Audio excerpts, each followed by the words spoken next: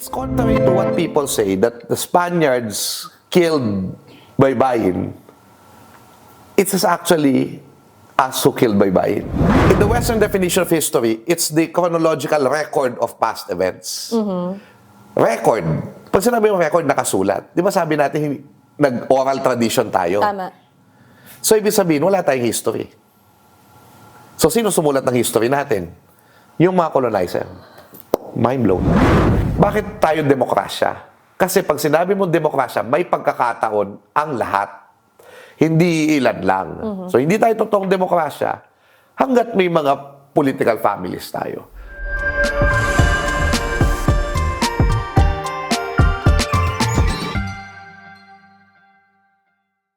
Hi everyone! Welcome to Breaking Ground, where we break stories from up top and on the ground. For this episode, we will be talking about colonial hangovers, the habits, instincts, and mindsets we never really unlearned from our colonizers. Not the obvious stuff from textbooks, but the quiet leftovers. How we argue, who we obey, what we fear, and what we secretly admire. With us is a person who has spent years poking holes in official narratives, historian Xiao Chua, who works at the front lines of public history and constantly pushing back against distortions and convenient amnesia.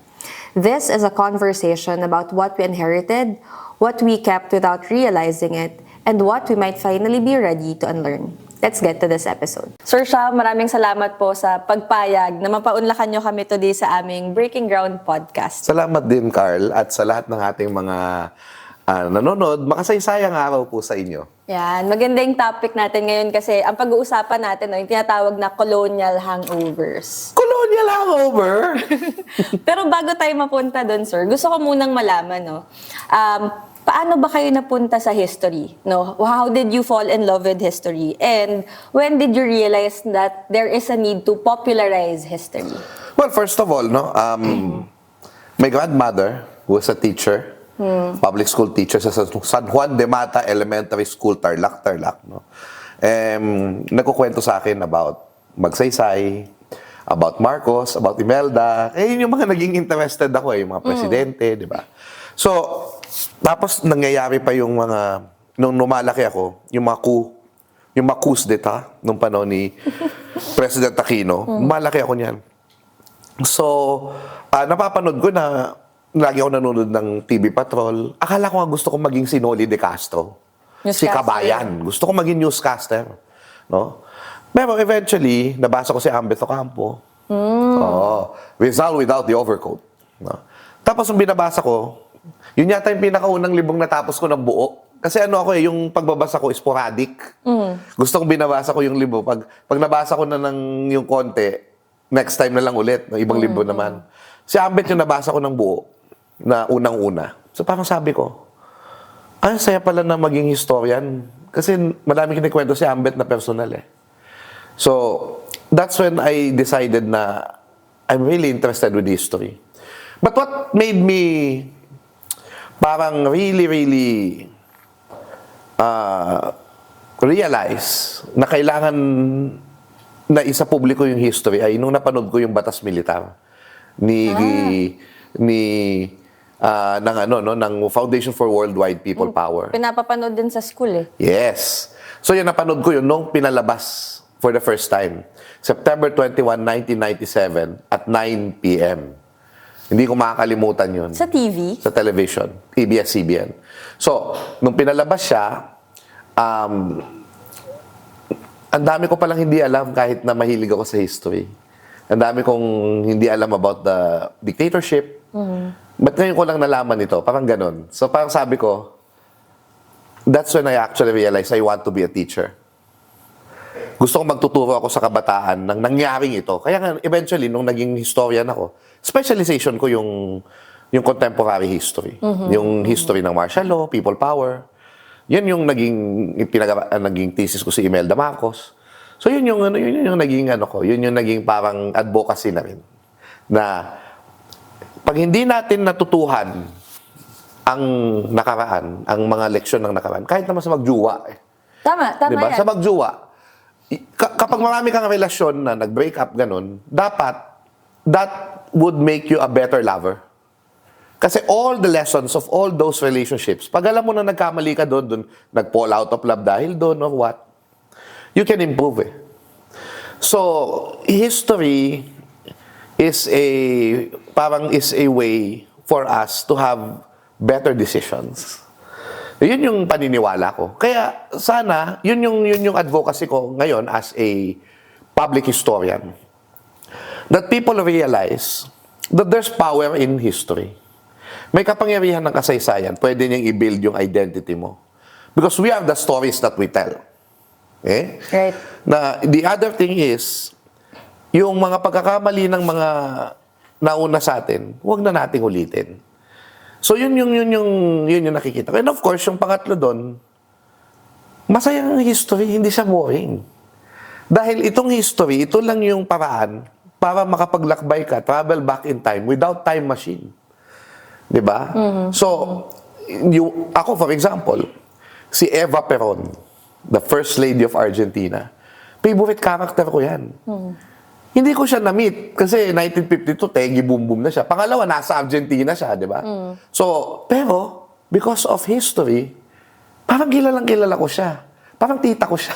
so Tita ganun. Eva. No, masaya, Tita Eva, Tita Evita, no? So, ganun po yung ating, So, napaka-skibidi nung history talaga sa totoo Hindi lang. ko alam yung skibidi Ano ibig sabihin ng skibidi? Basta, sigma pala, sigma. Oh. Napaka-sigma May ng... sinabi ka, sir, about identity. No? Sabi mo, we are the stories that we tell. Gusto ko mag-start by asking na ano ba yung identity talaga ng Filipino, no? Okay. Before colonization. Who were we before the colonization? Well, kailangan maintindihan natin para kasi, di ba, ang problema nga ng how to define the Filipino, mahirap yan. Ang daming nang sumagot, ang daming nahirapan. Ano nga ba yung Pilipino? So, pag tinignan mo yung Pilipino, there are 180 languages. Each 180 languages have a different culture, people that speak it. Di ba? So, ibig sabihin, kung i-define mo yung Pilipino, tapos 180 yung languages mo, hindi may inclusive yun. And that's why, sabi nga nila, regionalistic tayo. Parang hindi nagtutugma yung mga kaugalian natin. Oh, may away yung Kapampangan sa yung Tagalog at sa yung Bisaya. Parang may ganung conflict lagi. But I realized, sabi nila, kaya tayo ganyan dahil archipelago tayo. Dahil pinaghihiwalay tayo ng tubig. Kalokohan yun eh. Apparently, na-realize ko. What divided us was not our archipelagic geography. What divided us was divide and rule of the Spaniards, of the colonizers. Before the coming of the Spaniards, kahit hindi tayo sama-sama politically, in one empire, we Filipinos, we came from the Austronesian. Of course, they did not call themselves Austronesian. We just call them now Austronesians. Yun yung mga ninuno natin with the Austronesian language that came here 5,000, 6,000 years ago. At sila yung culture nila, yun yung kumalat at naging 180 languages. So, ibig sabihin, meron tayong base culture. So, ano yung base culture? Matitrace pa ba natin yun? Maritime. Maritime. Makikita mo yung pagiging maritime culture natin. Ibig sabihin, makikita mo yung dagat sa maraming bagay sa ating kultura. Nakita mo yung manunggul dyan sa paglilibing kasi dahil dagat yung mundo natin, naniniwala tayo na sa dagat tayo po dadaan pag namatay tayo. May ganon. So, may mga tayo sa karagatan. Ang nakakatuwa kasi dyan, pag tinignan mo yung Austronesian maritime culture, doon mo makikita na may mga commonalities tayo. So, for example, yun nga, yung paglilibing sa banga, yung mga wika na, yung mga salita natin may pagkakapare-pareho sa pagbilang, ang bahay ay bale sa Kapampangan, balay sa Bisaya, 'di ba? Sa Bahasa, ganun, balay din, mga ganun. So, may mga ganung pagkakapareho. Tapos, isa pang makikita mo din, yung may mga commonalities tayo pagdating sa mga kaugalian. So, halimbawa, yung kapwa culture, di ba? Yung seeing the self in the other person. So may ganong mga... Yung bayanihan ba, sir, ay... Because it came from the Austronesian wani. Wani is pagtulong sa kapwa nang walang inaasahang kapalit. Kaya may kawani. Kawani is one of the terms na pinaniniwalaang pinagmulan ng bagani, berani, bayani. At bayani came from the root word of bayanihan, not bayan. Kasi tandaan natin na yung bayan did not come from bayani. Bayan came from maraming bahay. Bahayan. Bayan. Bayani came from wani. So hindi siya magkaugnay pala na word. Pero pag nakita mo yung bayani, pinoprotektahan niya yung bayan, kahit hindi magkakonekta yung nagkaroon ng connection, di ba? Austronesian din ba, sir, yung pagiging egalitarian before? Well, yung egalitarian kasi, alam mo, may tendency naman talaga maging, meron tayong tinatawag na mga hierarchies. Kasi kailangan may mamuno eh. Ano ba muna, sir, ang egalitarian pala para sa mga yung egalitarian, nakakaalam? siyempre, pag sinabing egalitarian, ibig sabihin, tayo ay pantay-pantay sa isang lipunan. Okay.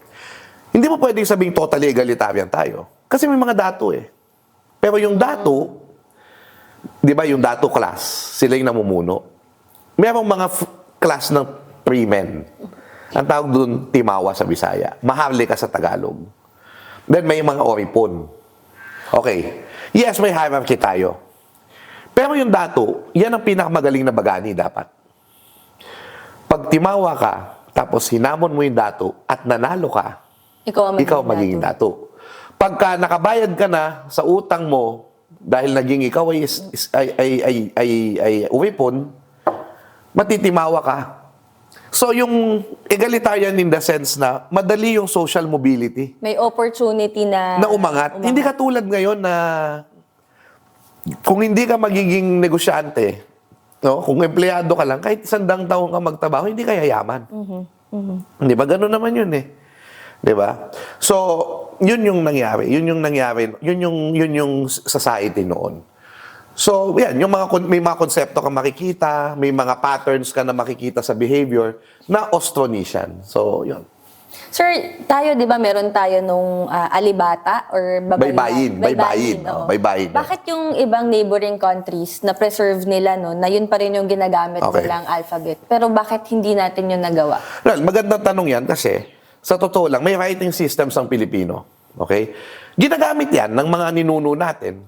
Pero pag nakita mo yung mga artifacts natin, Kalatagan pattern inscription, meron tayong Laguna copperplate inscription. So basically, spiritual at saka religious. Spiritual at saka economic. Bayad utang yun yung Laguna copperplate. Yung Kalatagan, religious. So, ang iniisip ko dito, ang theory ko lang naman to, akin lang naman to, oral tradition kasi yung Pinoy eh. Yung mga umalahokan. Yung mga umalahokan kasi lahok. Umalahokan.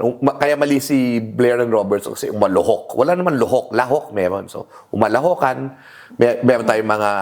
Umalahokan is the town crier. Yung storyteller, babaylan yon na siya rin yung spiritual leader. But there's another storyteller was a princess called the Binukot. Yung Binukot, yun yung babaeng maputi na maganda na tinatago yun, hindi pinaparawan para manatiling maputi. At siya yung nag-aaral ng mga epiko. So we did not need to write. We did not need to write. So we did not need to write. Ang nangyari diyan, mas oral, yung education natin, pinapasa natin through memorization. Oral tradition. Pero nangyari diyan, of course, dadating yung Spanish, ituturo niya yung Roman alphabet. At first, kinonsider niya yung baybayin. In fact, yung mga dato, pinapasulat niya sa baybayin. Talaga? Sa UST, makikita mo yan sa UST Archives. Sa eskwelahan nyo, UST Archives. Yung mga donya noon, kasi yung mga donya, sila rin naman yung dating dato klase, na naging mga part ng colonial system, naging prinsipalya. Nagsusulat sila yung baybayin. But, it's contrary to what people say, that the Spaniards killed baybayin. It is actually us who killed baybayin. You know why? Most Filipinos may magagalit sa akin dito, pero ito talaga yung aking theory.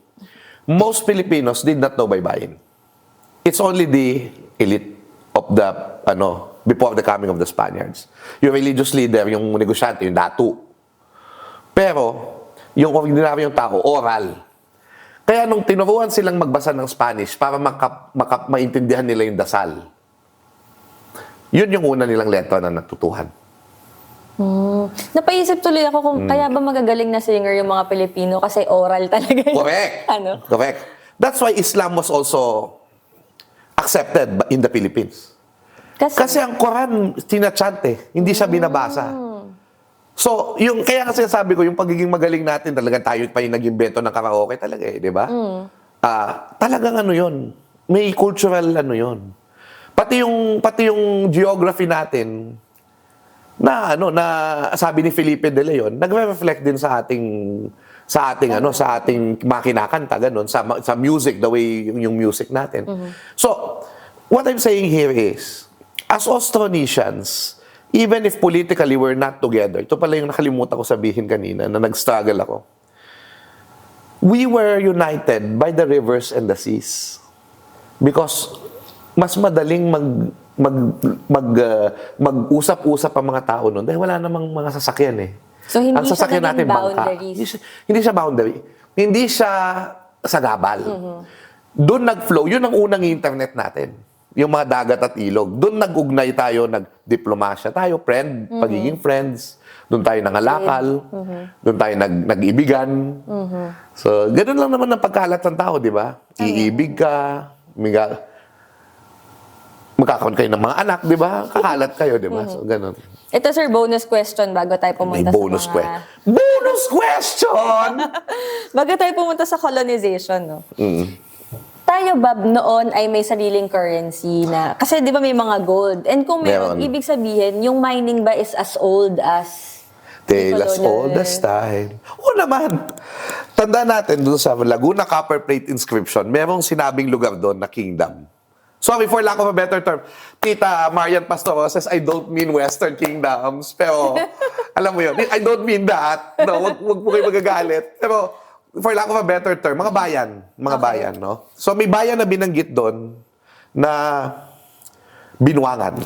Binwangan. Binwangan. Yung Binwangan, that's a gold mine. So, we believe that kasi binagit yung Tondo, binagit yung Dewata, which is Butuan, binagit yung Medang, which is in Indonesia. Binwangan is the gold mine in Bicol, Paracale. Ibig sabihin, Jose Maria first Panganiban. ever recorded mine site dito sa Pilipinas. Yes, because that's the first record of the Philippines, by Filipinos. So yung yung Jose Maria Panganiban, Paracale. So, Binwangan. We believe that's the site. Kasi yun ang gold mine talaga eh. So, yan? Yung mga ininuno natin, di ba? Kasi, kaya nga nagsusot tayo ng ginto. At yung ginto, hindi lang siya currency, may spiritual significance din siya. So, siya, kasi, di ba kayo nakita mo yung mga death mask? Ang interpretation ko kasi doon, yung death mask, nilalagyan ng ginto. Yung mata, yung bibig, yung ilong. Kasi dyan pumapasok yung kaluluwa eh. Diyan din lumalabas. So, pwedeng pasukin ng masamang kaluluwa. Yung katawan mo, pag walang protection yun. So, nilalagyan ng ginto. So, may rin yun na para manatiling mabuti yung kaluluwa mo. For me, interpretation ko yan sa psikolohiyang Pilipino. Nakikita ko na may significance yung ginto. Yung metal kasi umiilaw yun eh. So, may ganun na tayong mga So, yun, yung Laguna Copper Plate, di ba? So, nagsusulat tayo sa copper. May gano'n na tayong teknolohiya nun. Galing. So, yan yung makikita natin. May bakal na tayo. Nung panahon na a few centuries before Magellan came. Ngayon, sir, punta naman tayo sa, colonization na. Nakita natin yung Spaniards used religion. Correct me if I'm wrong. Americans, they used education. Again, correct me if I'm wrong. So, paano ba to, sir? Yung mga colonial hangovers natin, ito ba ay nakaangkla dito sa mga to or paano sila naglinger? Okay. This is what I'm going to tell you. Bakit siya naglinger? Okay. Gumawa tayo, isang example para masaya, para hindi tayo nalilito. Catholicism. Binanggit mo, religion. Catholicism. Bakit noong 1886 to 1896 to 1898, we rejected Spanish colonialism. After 333 years, lumaya tayo. We rejected colonialism. We rejected Spain. But most of us remained Catholic. And we remained a Christian country. Diba? Kung ni-reject natin yung colonialism totally, why did we remain Christian? Okay. Ako simple lang yung sagot ko dyan. At ito yung makikita natin sa bawat interaction natin with our culture. There's no pure Filipino culture today. Yung Austronesian culture, nariyan yan. Pero pag sinabi mo Filipino culture, yan yung pakikipag-ugnay natin sa iba't ibang kultura sa mundo. Mag-uugnay tayo sa kultura sa mundo. Tapos kung ano yung makuha natin sa kanila na maganda, minsan i-adapt natin. Kaya nga sinasabi lang yung Pilipino magaling manggaya. Pero hindi panggagaya yon. Pag-aangkin ang tawag dyan ng mga cultural scholars. Appropriation. Now, of course, in the West, ang appropriation, pangit yung term na yan, di ba? Pero sa atin, hindi ganun. Inaangkin natin yung maganda. So, for example, nakita natin na yes, ginamit yung religion para sakupin tayo. Pero ano ba yung tinuturo ni Kristo? Ibigin mo ang kapwa mo. Pakikipagkapwa yun eh. Di ba? Tinuro sa atin yung pagkamartir ni Kristo. Ang pagkamartir ni Kristo, sabi nila, kaya naging martir tayo, kaya tayo nagpasakop sa mga Espanyol kasi pupunta naman tayo sa langit kahit maghirap tayo. Pero tandaan natin, yun ding buhay ni Kristo, ayon kay Reynaldo Ileto sa Passion and Revolution, yun din ang naging inspirasyon ng Pilipino na after mamatay si Kristo, may resurrection. So, ibig sabihin, pwedeng ibangon ng bayan tulad ng pagbangon ni Kristo. So, ibig sabihin, inangkin natin yung Katolisismo, kaya nga nakikita mo, yung devotion sa Nazareno, di ba? Kapit na kapit sa mga Pilipino. Ang devotion sa Santo Niño, kapit na kapit sa mga Pilipino. Kasi nakita natin yung mabuti. Pero ano yung ginawa natin? Kasi ang laging narrative, ginawa tayong Spanish ng mga Espanyol. That's just one half of the story. Yung Katolisismo ng Spanish, ginawa rin nating Pilipino. Kasi pag tinignan mo yung ginagawa natin dyan sa Sinulog Festival, sa pagsamba sa Santo Niño, nagsasayaw. Sa Europa, pagsasayaw, para yan sa entertainment, para yan sa sexuality. Pero, part ng worship ng Pilipino at saka ng mga African nations ay pagsayaw. Kaya bahagi yung pagsayaw sa pagsamba natin. Yung sa Nazareno, kung paano tayo, yung dynamics ng crowd, yung indayog ng crowd kapag marami na yung deboto. Diba? Parang pagsasayaw din siya. Parang choreography din siya. Pero may follow-up question ako dyan, sir. Kasi sabi mo yung culture ng Filipino is para siyang halo-halo, no? Correct. Experiences, no? Pero bakit merong namang mga Asian nations na na-colonize din, but still, parang there is a means to identify their culture. Tama. Like for example, gagamit na rin ako ng example, sir, no? Pagkain. Pag sinabi mong Indonesian food, alam mo kaagad eh. Pero pag Filipino, ang hirap niyang i-describe as a cuisine, di ba? Historical yan kasi, tandaan natin na yung mga sumakop dyan sa mga country na yan. Halimbawa, yung mga Dutch dyan sa Indonesia, yung mga British dyan sa Malayan Federation o Malaysia, di ba? They did not require culture change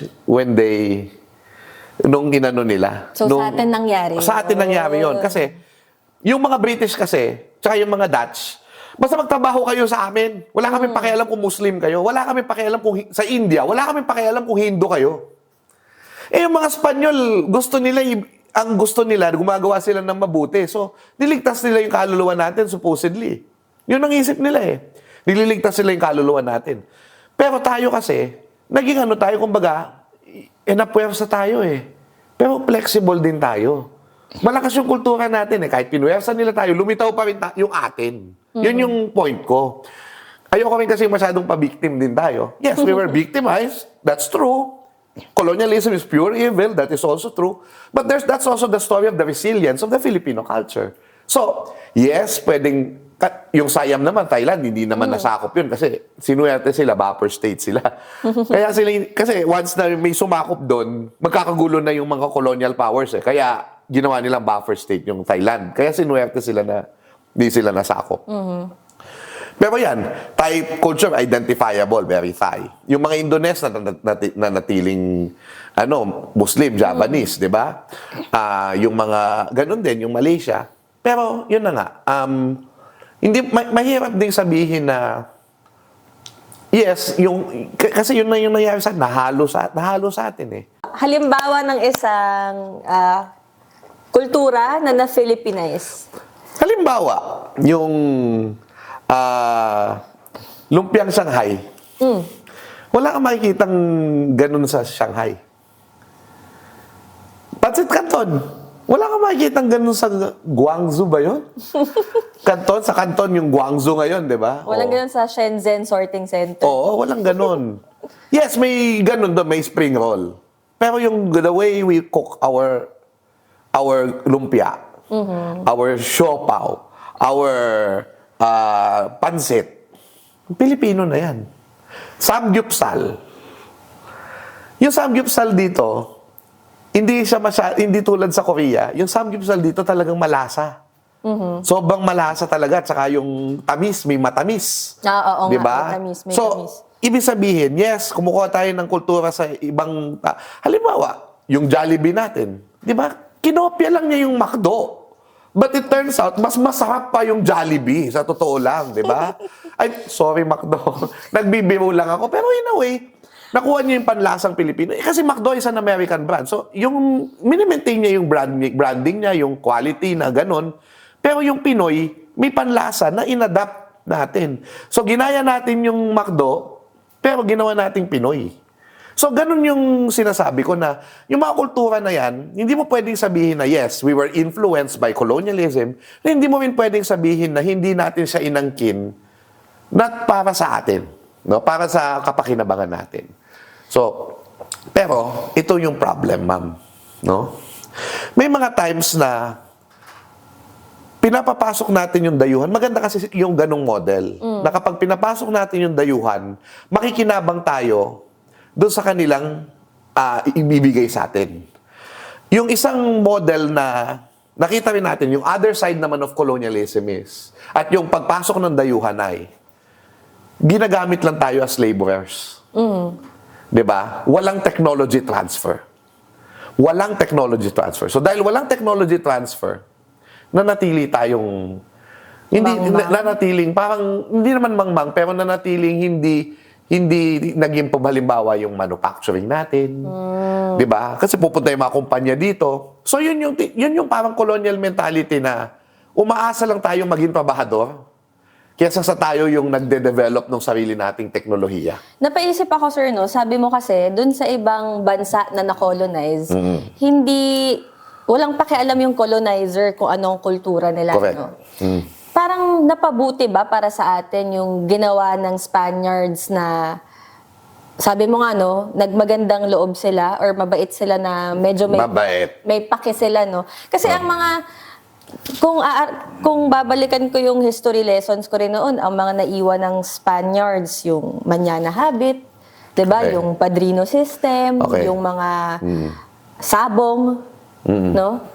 If that's accurate. Well, sabong, the other side of the debate is the Southeast Asian yan. Dinala lang natin sa Mexico at sa Latin America. So ano ba, sir, yung mga attitudes or practices na na-strengthen natin, naging atin in a positive way, tapos yung mga practices naman na negative from the colonizer? Well, ganito, no?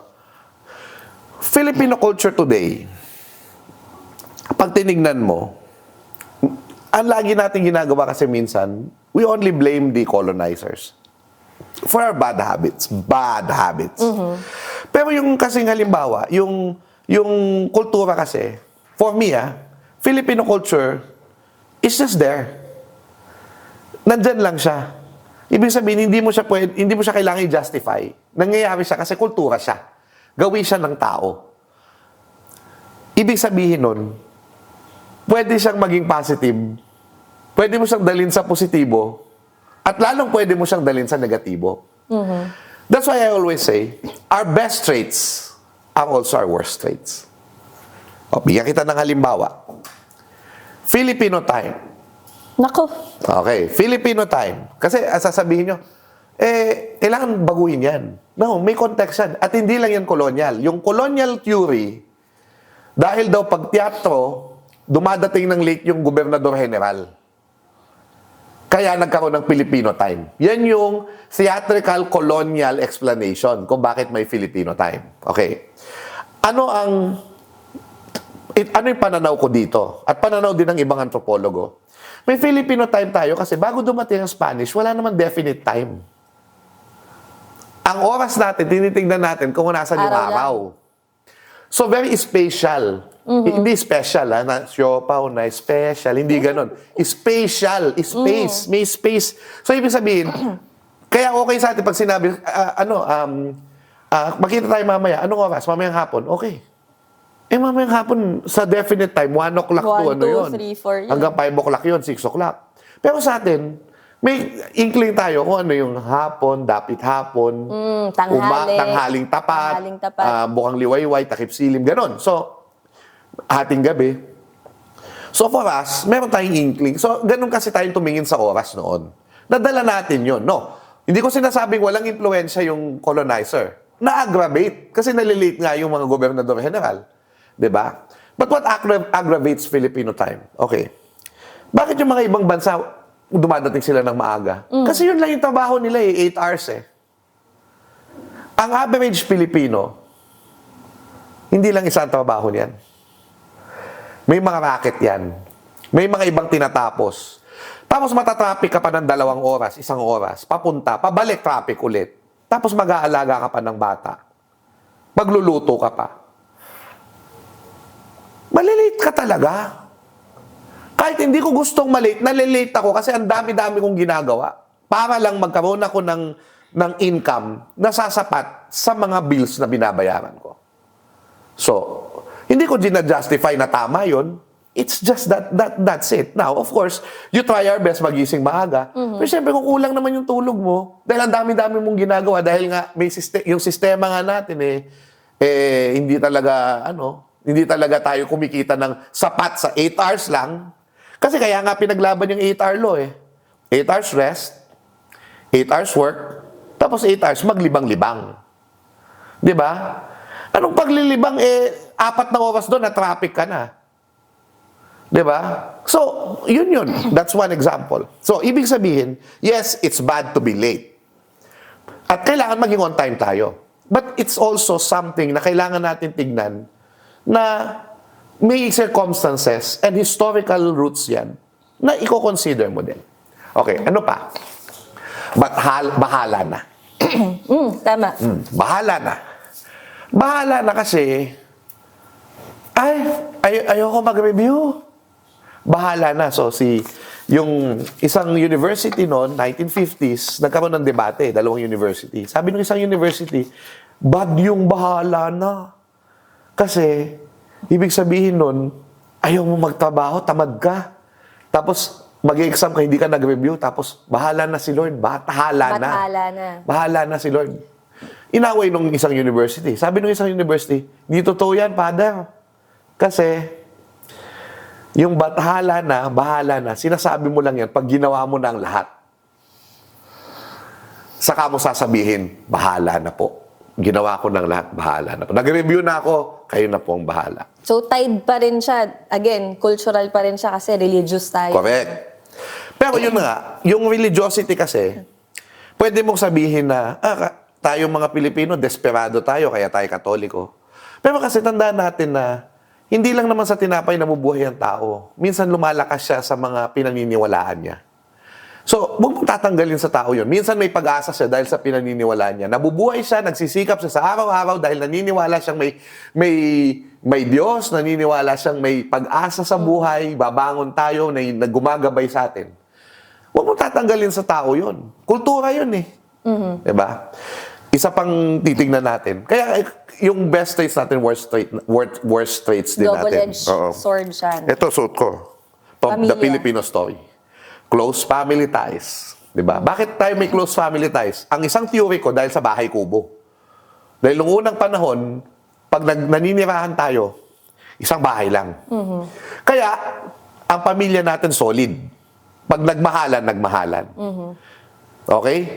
Pero, so, ibig sabihin, pag sinabi mo kapamilya, ang ganda nun eh. Lahat ng gandang bagay na iisip mo. So, ngayon, ang problema, yan din yung dahilan kung bakit yung ibang mga Western, yung mga naging Western na ng mga Pinoy, sasabihin na toxic family, close family ties. Kasi, pakialamero. Di ba? Yung mga tapos wala kang privacy. Di ba? Kasi nga, sa bahay kubo, walang privacy dun eh. Di ba? So, yung pagka yung mga toxic relatives mo, ganun, nakikialam sa'yo. Close. Tapos ito pa, close family ties, pag dinala mo sa politika, napakasama nun kasi nepotismo yon. So, ang sinasabi ko dito, we blame colonial mentality, yes. Ako masama yung colonial mentality. Ang pinakamasamang colonial mentality, yung umaasa ka sa ibang tao, sa idayuhan, dahil hindi mo kayang tumayo sa sarili nating paa. Yung ibang mga traits naman, akala natin colonial, pero sa totoo lang, may roots sa atin. Isa pa, kagustuhang maging maputi. Ito natutuhan ko kay Professor Vicente Villan. Ang dami nagpapapaya. Oo. Kasi si Doña Victorina, di ba? Espadanya, di ba? Na gusto niya maputi siya, di ba? Dahil gusto niya, parang kakulay niya mga Espanyola kahit siya ay India, di ba? Pag nakita mo si Doña Victorina, di ba? Parang, kasi colonial mentality. Pero noong unang panahon, sabi ng mga Espanyol, sinusulat ng mga kronikas nila, bago dumating ang Spanish, o naabutan nila yung mga Pinoy, maraming mapuputi. At mapuputi pa kaysa sa mga babae sa Espanya, sabi nung isang account, no? At pag tinignan mo yung mga kwento, yung mga anong tawag doon, yung mga epics ng mga Bisaya halimbawa, pinag-usapan namin ni Professor Villan, makikita mo na yung mga prinsesa na yun, yung mga yung mga binukot sa epiko ay tinatangi sa kanilang kagandahan dahil maputi sila. At kapag yun nga si Tuaang, yung isang epiko sa mga sa Mindanao, ayaw niyang tinatakpan niya yung sarili niya kasi ayaw niyang maarawan dahil mababawasan daw yung kakisigan niya. So, ibig sabihin, Even before gusto na nila yung maputi. Bakit? Ito yung makikita mo. Sa study ni Michael Tan saka ng mga taga-University of Palawan. Ano to? Anthropological study. Pinag-aralan nila yung mga construction workers. Construction workers. Ito yung mga nakikita mo sa, iba, maiitim sila, di ba? Supposed, dahil sa init ng araw, ganun. Pero sila pala yung mahilig mag-skin whitening. Construction worker, nag-skin whitening. Bakit? Kasi ina-associate nila yung pagiging maputi sa pagiging malinis. Presentable. So, hindi mo necessarily yan kolonyal. Pero pwede mong sabihin na na-aggravate ng kolonyalismo. Ganon. Pero, yun nga yung kailangan natin din maiisip. Baka naman masyado tayong cruel pag sinasabi natin, ay gusto mong medyo maputi ka, ayaw mo na sa kulay mo. Hindi siya ganun. I don't think so.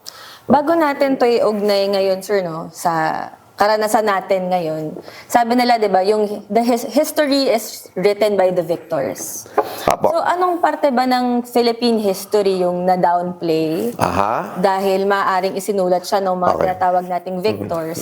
At ano naman yung mga parte ng Philippine history na tingin mo dapat mas ma-highlight or maiangat? Actually, hindi siya for me ngayon, iniisip ko ngayon kasi ang ganda nung tanong mo. Iniisip ko ngayon na hindi talaga yung anong pangyayari ang dinownplay, ano yung inangat. Hindi siya ganun eh. Ang mas usapin at mag-a-apply to sa lahat halos ng Philippine history, anong perspective? Kasi pag sinabi mo colonial, ang kasaysayan, hindi kasaysayan, yung history. In the Western definition of history, it's the chronological record of past events. Record. Pag sinabi mo record, nakasulat. Di ba sabi natin, nag-oral tradition tayo? Tama. So, ibig sabihin, wala tayong history. So, sino sumulat ng history natin? Yung mga colonizer. Mind blown. Sabi ni Seo Salazar, yan yung nangyari sa atin. Colonizer ang sumulat ng history natin. Kaya, kunwari, sinulat nila yung kultura natin. Nandun yung data. Ito yung kulturang Pilipino. Pero sumasamba sila sa mga demonyo. Pag-ano sila. So, pagbabasahin yan ng tao ngayon, primary source, si Gaspar de San Agustin, o kaya kung sinong pari yun, ay, sumasamba sa demonyo yung mga ninuno namin. Oh, yun yung perspective. Naging Spanish perspective. We look at our history, but we looked at it in the foreigner's eyes. Bobo ang mga Pilipino, matalino kami kasi maputi kami. Ibig sabihin, sir, ang early historical record ng Pilipino Sinulat ng ibang tao. sinulat ng Espanyol. Walang any known record na sinulat ng Pilipino. Well, Laguna Copper Plate Inscription, isa, dalawa. Pinagtatalunan pa natin yung yung kahulugan nung Kalatagan Pottery Inscription. Yan. Ang mga ibang history natin, sinulat ng Chinese. Chao Jukwa, An Account of Various Barbarians. So, hindi tayo, yung record natin talaga, nasa mga folklore natin. So, hindi naman totoong kwento yun, di ba? Hindi siya totoong nangyari, hindi siya historical. Yung biag ni Lamang. Hindi historical yan. Pero historical record siya, pwede mo siyang hugutan kasi yung mga mahalagang traits ng Ilocano, makikita mo sa biyag ni Lamang. Yun na ba ang oldest written, sir? Hindi siya written eh. Well, sinulat na lang siya eventually. Dati, So, even epic sila. yung epiko na yun ay orally transferred din. Oo. Tapos sinulat ng mga Spanish, kaya naisulat, kaya nalaman natin. Buti hindi na mamaas yung mga Pilipino nun. Oo. Hindi, hanggang ngayon makikita mo, may mga nag-memorize talaga ng buong epics. Isang buong libro yung napoproduce kapag itinanscribe. So, yung ang sinasabi natin, ang talagang kultura natin, makikita natin sa mga oral traditions. Pero, makikita din natin yun, sa mga sinulat ng Spanish, tatanggalin mo lang yung perspective nila at intindihin mo siya sa perspective natin. So, halimbawa, may isang account na yung Pilipino, ginising ng kapwa Pilipino, pero haplos. Tapos parang hinahaplos niya, ayaw niyang gisingin ng huy, ganon. Sabi ito, mga Pilipinong ito, mga tamad ito. Baka Pero, malambing lang. Hindi. Bakit ganun yung Ngayon, kailangan alam mo yung kulturang Pilipino. Sa kulturang Pilipino, nung unang panahon, yung kaluluwa mo, lumalabas yan sa butas ng katawan mo. So, pag tulog yan, lumabas yung kaluluwa niya, kaya ka nananaginip. Kailangan bumalik yung kaluluwa mo ng maayos, kaya kailangan mo siyang gisingin ng maayos. Dahil kapag alam mo yung lokohin mo ng lasing, Ang wag lang ang bagong gising. Lokohin mo na ang tulog lokohin mo na lasing, wag lang ang tulog o bagong gising. Yun yung pinagmulan nun. Dahil hindi pa nakakabalik yung kaluluwa ng tao, hayaan mong bumalik yung kaluluwa para magising ng maayos. Dahil kapag ang kaluluwa niya ay masama ang alignment o nausog ang kaluluwa niya, sasama yung pakiramdam niya. That's why we have usog. Grabe yung mga connection, no? So, ngayon, titignan mo yun, ay tamad yung mga Pilipino, pero yun pala, hinihintay lang niya maayos na makabalik yung kaluluwa. At wala kasi sila nung context na meron. Correct. Halimbawa, sasabihin ng isang account, yung mga bruha, mga sadmi sa demonyo, yung mga babaylan, kasi sumisigaw sila, ganyan. Bakit yung mga babae sumisigaw? Kasi sa perspective nilang babae, hindi pwedeng sumisigaw. Pero sa atin, makapangyarihan ng babae.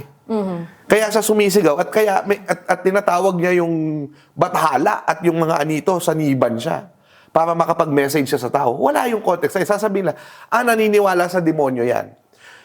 Ngayon, binasa natin yung account na yon. Tinignan natin ngayon yung mga ninuno natin, ay naniniwala sila sa demonyo. So yun yung sinasabi ni Seo Salazar na kailangan magkaroon ng pantayong pananaw. Pero yung pantayong pananaw, hindi lang yan na nagsasalita ka sa Pilipino, pero kailangan malaman mo ano ba yung paniniwala nun. Kaya kailangan ng pag-aaral ng kultura, kailangan ng pag-aaral ng antropolohiya. Kasi yung mga paniniwala ng ninuno natin, reflected pa yan in some of our indigenous peoples. Nabanggit mo rin kanina, sir, na yun nga, importante na mag-aral ka ng kasaysayan kasi yun yung paraan para hindi mo na ulitin yung mga pagkakamali mo noon, no? Kaya nga, Gusto kong pumunta tayo, sir, sa, ngayon, mag-election na eh. So, ano ba yung epekto nung very limited historical awareness in the context of choosing the next leaders? well, una sa lahat, ang nangyayari kasi, nagiging ganito kasi yan eh. Yung kasaysayan natin, no, ay una, nagiging larangan siya. Well, sa lahat naman ng bansa. Nagiging parang battlefield. Ano ibig sabihin pag battlefield? Ibig sabihin, imbis na pinag-aaralan na lang natin siya, kino-contest pa. Okay. Sa ibang mga bansa sa mundo, yung kasaysayan nila buo na. At yung bansa nila buo na rin. Kaya pwede mo nang i-deconstruct. Tayo, nagbubuo pa lang tayo, sinasabi na natin, mag-deconstruct na tayo. Okay? So, ibig sabihin, ang problema doon, hindi pa buo yung kasaysayan natin, contested na agad. Kumbaga, nagluluto ka pa lang. Yun na. Parang pinag-aawayan na natin. So, halimbawa, Marcos years. Diba? Let's call out the elephant in the room. For the longest time, alam na natin diktadura yan. Pero bakit bigla, hindi siya diktador, siya yung pinaka magandang presidensya, di ba? Yung kay Marcos Sr., di ba? Nagiging contested. Imbis na parang, magagawin na lang tayo na yes, meron siyang mga nagawang maganda, pero meron din siyang mga pagkakamali at mga wrongdoing na kailangang itama. Diba? Imbis na ganun tayo, nagiging contested. So, nagagamit siya sa politika. Ngayon, nakaka-apekto yan kasi, at hindi ito na-realize ng marami, na pwede palang ang kasaysayan ay maging tool kung para manalo ang isang tao. Diba? At magamit yung naratibo. And sometimes, ganito yung atake ng namin. Yung atake namin, false info yan. Yung narrative mo galing sa false info. So, sasagatin mo sasabihin mo, fact check tayo. Okay?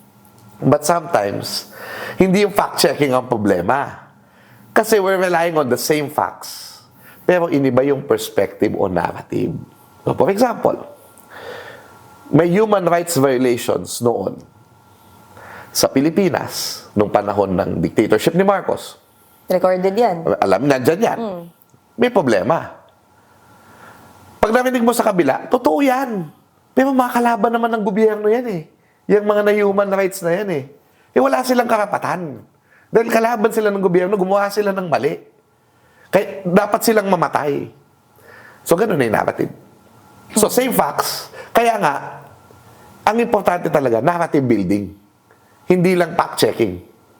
Mahalaga ang fact-checking, pero mahalaga yung narrative building. So, ganun din. Pag tinignan mo yun, na helpless ba tayo against colonialism, kaya naging damage culture tayo? O may konteksto lang yung kultura natin? Na kailangan lang natin na ipihit kung saan natin dadalhin yung kultura natin. Hindi siya para palitan, hindi siya para mawala, kundi ipihit lang natin dahil ang kultura ay kultura nandyan. Diba? So, it actually boils down sa pananaw. Nabanggit mo, sir, pananaw, dahil lang pananaw, yan yung saysay, yun yung kasaysayan. Mula sa salitang saysay, sabi ni Seo Salazar. So, yung saysay, hindi lang siya yung, kasi yung problem dito sa atin, Mars, no? Ang problem talaga sa atin, girl, ang tingin natin sa history, info. Kasi sir, ang pagtuturo rin kasi sa school is dates. Exactly. Names. Kasi tapos yun yung i-exam. Kasi yun ang pinakamadaling i-exam eh. Pero kailangan, halimbawa, alam mong December 30, 1896, pinatay si Jose Rizal ng mga Espanyol. Ang mas importanteng question dyan, ano yung halaga ng pagkamatay niya? Yun dapat yung ini-exam. Yun dapat yung tinatanong. Ano yung halaga niyan? Ano yung naging impact niyan sa atin? Diba? Tapos yun nga, yung ganong mga tanong. Hindi yung, tapos, ano yan, pag alam mo December 30, namatay si Cesar, magagamit mo ba yun sa palengke? Hindi ganun yung point eh. Hindi siya ganun. Kailangan maintindihan mo, pahalagahan mo yung kalayaan mo ngayon, maging mabuti kang Pilipino kasi ang daming namatay para magkaroon ka niyan. Ganun dapat yung pagsasaysay. O kunyari, sir, maging secretary ka ng Department of Education. Oh, ang ganda. On the spot girl, ha? Education Secretary Xiao Chua. Anong magandang polisiya yung maaari nating gawin, sir, para maiba yung pagtuturo ng history in a way that it can be useful? Well, hindi pa ako Secretary of Education. Pero, ginagawa ko na yan. Bakit? I try my best kasi kinuha na ako ng DepEd to become their one of their resource persons, consultants. So, yung ayaw ko sa curriculum, pinabago ko na. Maganda naman yung curriculum eh. Pero may mga pinabawas lang ako kasi sobrang nagkakaroon haba. ng problema, sir? Actually, maganda yung curriculum natin. So, doon ako advisor, di ba? Pero kasi tandaan mo, ang pagtuturo, hindi yan based sa curriculum lang. There are three things you should consider when you look at the educational system. The curriculum. The curriculum can be good. Pero yung materials mo, textbooks, maganda ba sila? So, maganda yung curriculum mo, textbooks, hindi. Okay. Granting. Maganda ang curriculum, maganda ang textbooks, implementation na. So, hindi ito simpleng problema. Now, okay, pag meron akong naging Department of Education Secretary ako, madali kong masosolve dahil alam ko yung gagawin ko. Marami kang babantayan. So, people are doing their best now. Alam mo, the matatag curriculum was looked, was checked, and was consulted to 1,000 experts. Actually, maganda curriculum na ito. Maganda siya. Pero yun na nga, bakit may mga sinasabing problema? Actually, kailangan tingnan pa natin yan kasi yung curriculum ngayon ay parang 2 years, 3 years pa lang ini-implement. So, kailangan mo 10 taon siguro. So, tingnan muna natin. Yung nakaraan, bakit siya parang kulang pa rin? Kasi, well, may mga... ang problema talaga dyan, yung minsan, yung teacher training minsan, kailangan talaga pag-ibayuhin. Yan ang kailangan pag-ibayuhin. Kailangan malaman ng teacher, bakit naging ganito yung curriculum? Sabihin, yung principle. So, for example, ako, tinanggal ko kasi yung mga pre-colonial. Ayoko kasi yung term na yun dahil pag sinabang pre-colonial, you're privileging the colonial history. Kasi pre eh. So, tanggalin mo yun. Ngayon, yung panahon ng Espanyol, tinatanggal ko rin yun. Panahon ng Espanyol, panahon ng Amerikano, panahon ng Hapon. Bakit? History natin yun. Bakit sila yung ipiprivilege mo? Kaso hindi mo nang matatanggal agad. So, parang ako, ang concession ko doon, kailangan bayan yung lumitaw. Bayan sa harap ng kolonyalismo. Bayan sa harap ng kolonyalismo Espanyol. Ano yung nangyayari sa bayan? So, kung hindi alam ng teacher kung bakit nagbago na ganun, ituturo pa rin yung dati. Balikan ko, sir, yung sinabi mo, kanina may binanggit kang elephant in the room. No? Ako rin, babanggitin ko na rin yung isang elephant in the room. Yung nangyayari ngayon between the President and the Vice President. Kasi alam naman natin historically, hindi naman ito yung first time na hindi nag-agree yung Vice President and President, especially pag magkaibang partido. No? Yeah. Pero masasabi ba natin, sir, na itong nangyayari ngayon is one of the probably sa listahan up there in terms of conflict? Well, ganito yan. Parang yung Bonifacio Aguinaldo conflict. Parang lagi siyang bumabalik sa atin. Na ang laki-laki ng kalaban natin, poverty, corruption, issues sa West Philippine Sea. Tapos nag-aaway-aaway tayo. 'Di ba? I mean, look at I'm sorry, I'm from the opposition, but look at the opposition now. 'Di ba? Nagtitirahan mismo.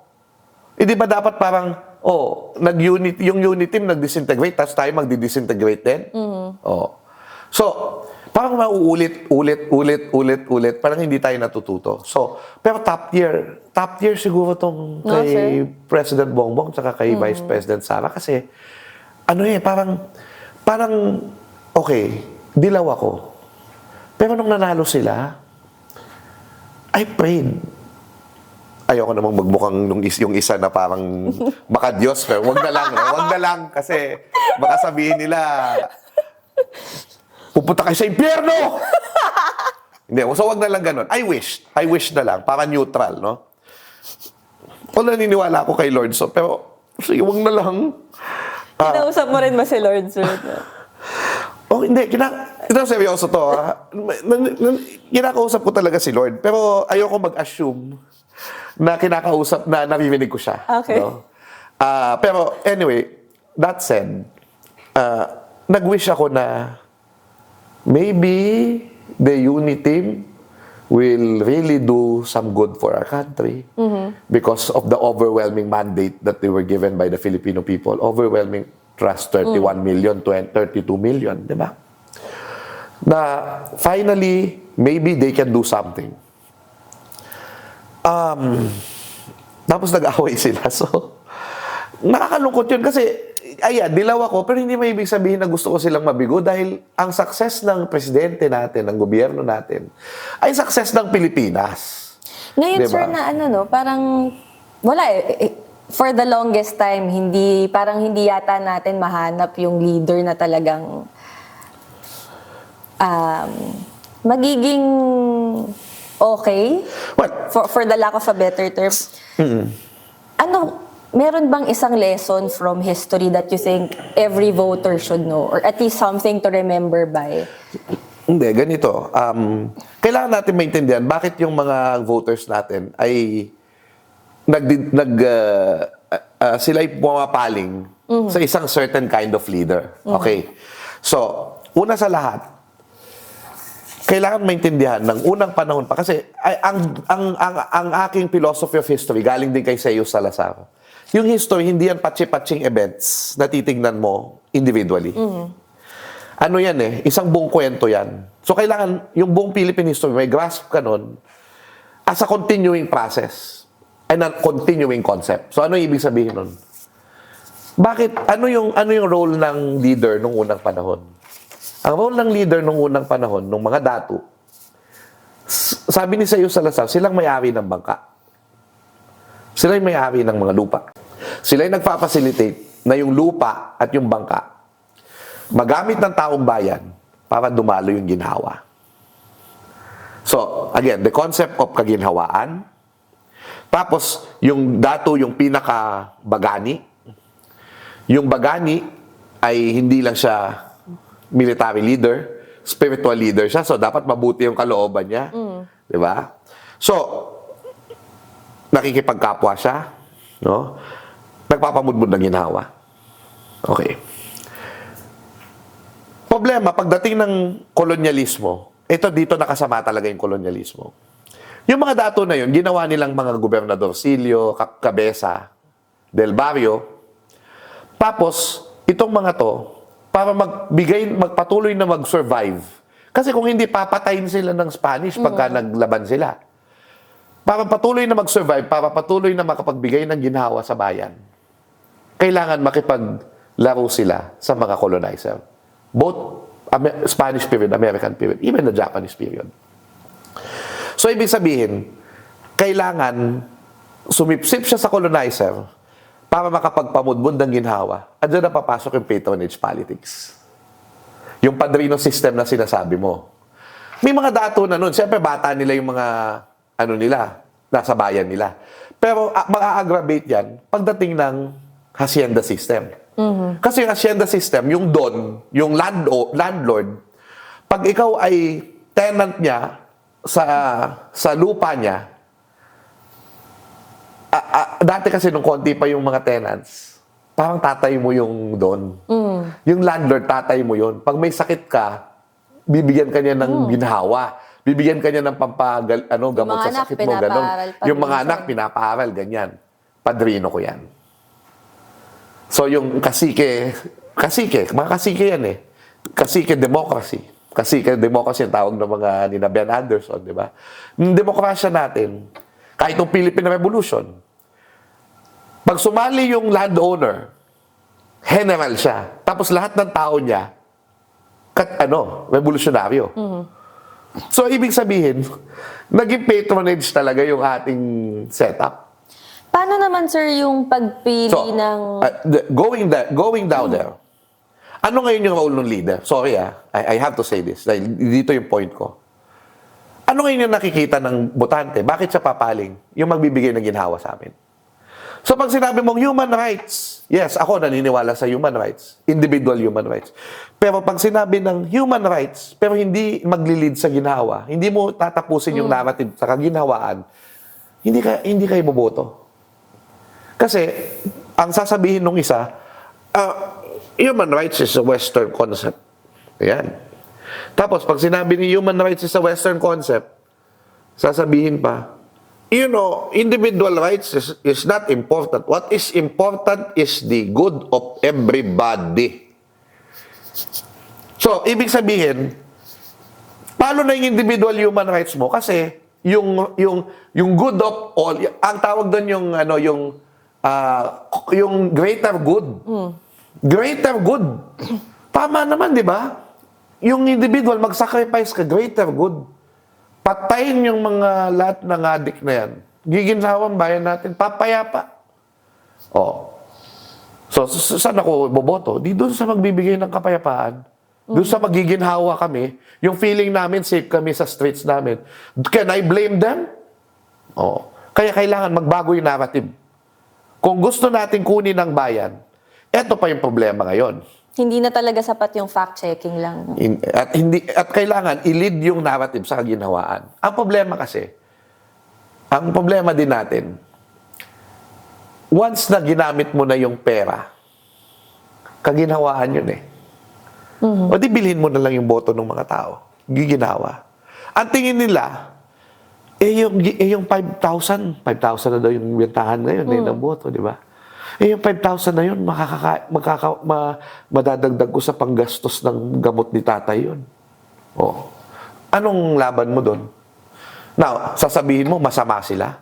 Hindi. Ito yung kahirapan ng Pilipino Siyempre, yung magbibigay ng ginhawa sa'yo, yun. Ngayon, ang hindi natin alam, na ngayon na nalaman natin, yes, binigyan ka ng 5,000, pero bilyon ang ninanakaw sa atin. Kaya nga ako naniniwala, magbabago lang ang Pilipinas kapag ang eleksyon natin, hindi na pera-pera. May nagkakampanya na lang, nalalaman na lang natin yung lahat ng plataforma nila at gagawin nila through certain channels, tapos hindi na gumagastos for campaign. Yan, pagka naging gano'n ang eleksyon natin, baka magkaroon pa tayo ng pag-asa na hindi na tayo, umunlad tayo at mawala yung corruption na yan. Kasi mayaman ng Pilipinas Nakita mo sa dami ng ninanakaw nila, mayaman ng Pilipinas. So, pero, until matutuhan natin na ang kailangan ng bayan ay kaginhawaan at ang narrative natin, kaya maganda yung mga angat buhay, di ba? Maganda yung kung walang korap, walang mahirap. Kaginhawaan yun walang korap, kaginhawaan, di ba?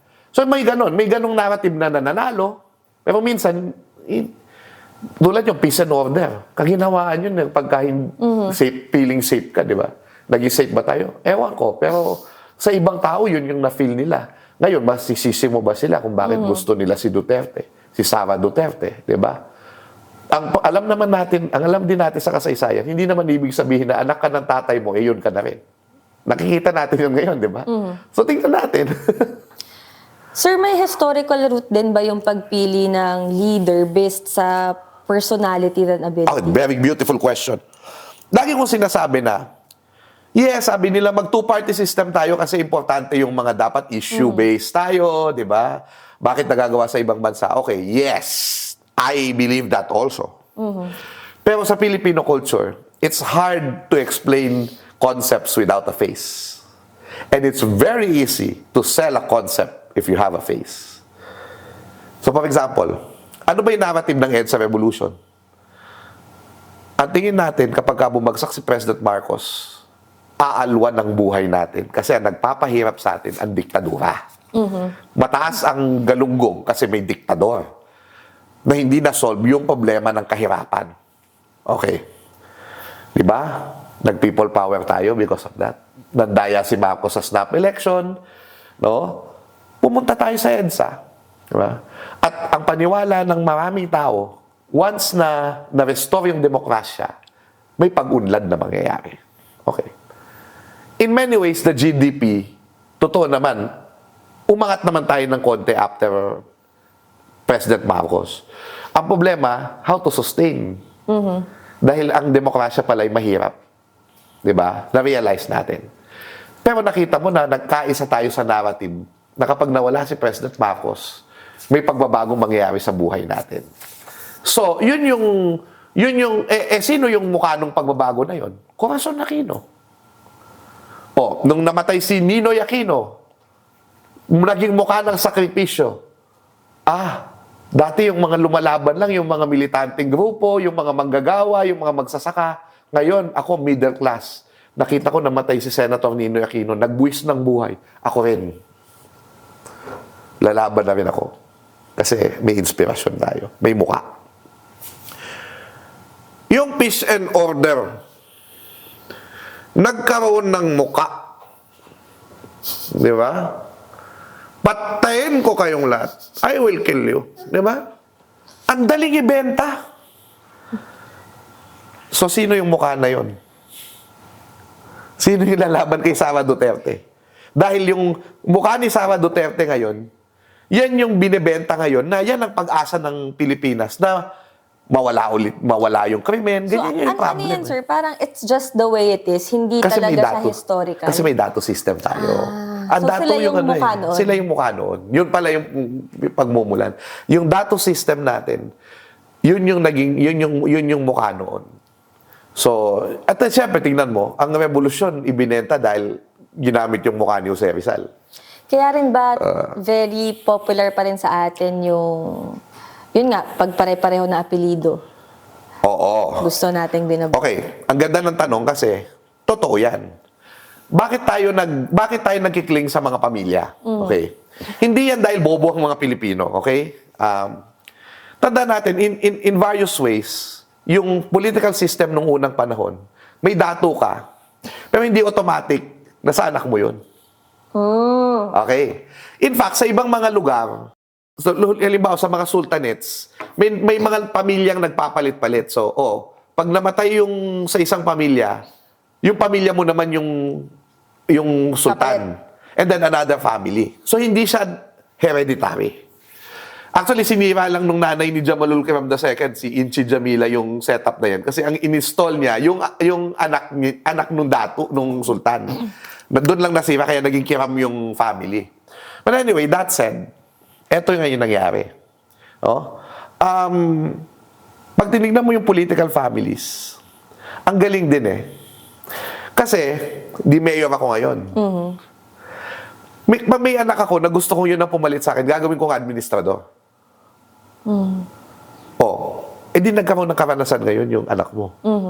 So siya ngayon yung, dahil laging nakikita, siya ngayon yung natural heir. Kasi sa lahat ng tao sa bayan nyo, siya yung administrador eh. Siya yung nakakaalam ng lahat ng problema ng bayan eh. So siya ngayon yung papalit. Hindi naman ibig sabihin na sinasabi mo na kapag ka dynasty, incompetent. Kasi nga sila nga yung sanay doon. Ang problema, pag nakita mo na, at ito naman talaga yung sinabi ni Jose Maria Cis, hindi ako ND, National Democratic, pero tama yung analysis niya eh. Yung tatlong problema ng lipunan. Imperialismo, feudalismo, burokrata-kapitalismo. Ano yung burokrata-kapitalismo? Nininegosyo yung gobyerno. Ngayon, pag nakita mo na yung dynasty, nininegosyo yung gobyerno, tapos wala silang negosyo, kundi tumakbo lang sila tumakbo dahil yun yung pinagkukunan nila ng pera. Kickback, ganon. Doon mo na makikita. Now, ang Pinoy, hanggat ikaw yung pinakamagaling na dato, at yung pinakamagaling na bagani, ibig sabihin may skill ka na pinapakita, susuportahan ka namin. Pero once yan ay gumuho, kaya yung mga political dynasty, gumuguho din sila. Pag hindi na nagpapakita ng performance. So bumabatay pa rin naman sa performance yung Pilipino. Now, bakit kailangan natin ng anti-dynasty law? Kahit hindi naman lahat ng dynasty pare-pareho. Simple lang. Kasi kailangan natin maiwasan yung mga dynasty at maraming dynasty, dinegosyo talaga yung gobyerno. There's some good dynasties, yes, pero ilimit natin para magkaroon naman ng pagkakataon ng iba. Kasi nga, bakit tayo demokrasya? Kasi pag sinabi mo demokrasya, may pagkakataon ang lahat. Hindi ilan lang. So, hindi tayo totoong demokrasya hanggat may mga political families tayo na naghahari. Knowing all these, sir, no, makikita natin na there are a lot of systems or cultures na we can trace back to Spanish, American times. Tingin mo, sir, may pag-asa pa ba tayo as a nation to finally unite and progress, or kailangan hard reset na to? Either revolution na ba kailangan dito? O ano ba yung... paano ba natin may improve yung society natin as a whole? Alam mo, there was one time na inaaway ako ng estudyante. I mean, very rare na inaaway ako ng estudyante ko. Kasi one time I said the system is good. What system? I mean, whatever, the system of government that we have under the 1987 Constitution. Yun yung ibig sabihin ko. Okay? Kasi I believe in the 1987 Constitution. It's a charter that was voted for by 87% of those who voted. So it was overwhelmingly approved. Kasi kapag tinignan mo, ang dami nagsasabi na mag-parliamentary, shift tayo to parliamentary, mag-shift tayo to federal, ganyan. Lahat yan, may mga butas lahat yan eh. Naniniwala ako na tao talaga yung dahilan. Yung puso ng tao, yung kultura ng tao na umuupo sa sistema. Yung sistema, kahit anong sistemang ilagay mo dyan, pag yung tao ay halangang kaluluwa, maitim ang budhi, walang kabutihang loob, walang puso ng kabayanihan, mananatili tayong lugmok. Yan ang naniniwala ako. So, kaya nasabi ko na the system was good, but is governed by people. Many of them are bad people. Inaway talaga ng estudyante ko, talagang tumayo siya sa akin. Tapos sa table ko, after the class, pinuntahan ako, nakikita ng ibang, Sir, I want to disagree with you. The system is not good. Tapos, walang explanation, umalis. Well, please, let's talk. Explain to me. Tapos, tinalikuran na talaga ako. Rude, siguro, pero napaisip din ako doon kung tama ba ako. No? So, may pag-asa pa ba tayo? 'Di ba? Ano yung kailangang magbago? So, ako naniniwala pa rin ako na hindi na wala namang perfect system eh. 'Di ba? Ang problema lang, yung sistema kasi natin ngayon, kahit maganda yung system of government, hinijack talaga ng elite. Yung mga elite, hindi lahat ng elite masama, pero hinijack ng mga political and economic elite na mapangabuso. Tapos halimbawa yung party list law. Ang ganda niyan eh. Kasi dapat marginalized lang. Tapos pinasukan nila ng mga hindi marginalized. Sila na lang din. Yung justice system natin, di ba maganda, pero yun nga, minsan na may perang involved. No? Ayaw naman natin sabihin lahat. Pero nangyayari, alam natin. Kung abogado ka, di kang panilyang abogado, di ba? Madali mong ma-bend yung batas. So, yun na nga, I still believe maganda yung system. Pero the system became corrupted. So, and who corrupts the system? Yung tao. At bakit nagkaroon ng taong ganun? Kasi nagkaroon ng yung colonizers, nagturo sila ng patronage politics, pero nung wala na sila, na-adapt natin. Na kailangan padrino-padrino, kailangan bata-bata.